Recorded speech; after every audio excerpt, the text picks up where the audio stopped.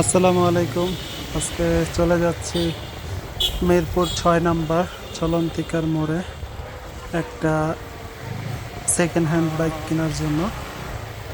তো একটা বাইক চয়েসে আছে অলরেডি, হিরো ইগনিটর বাইকটা। তো ওইখানে গিয়ে সামনাসামনি বাইকটা দেখি যদি চয়েস হয়, কন্ডিশন ভালো মনে হয়, তাহলে ওই বাইকটাই নিব। তো এখন হচ্ছে 2 নম্বর দিয়ে ভিতর দিয়ে যাচ্ছি।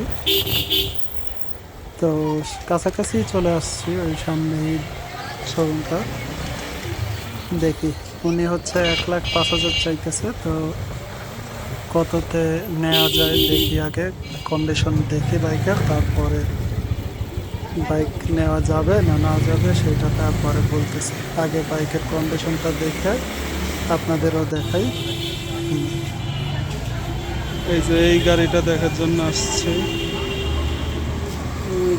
এই গাড়িটা চয়েস হয়েছে, দেখি। ইগনিটর 1,05,000 টাকা চাইতেছে। তো এখন দেখি, কথাবার্তা বলে। 2022-এর মডেল, ঢাকা মেট্রো। দেখি আমি কথা বলে কয় টাকা দেয়া লাগে। এই যে এইটা দোকান।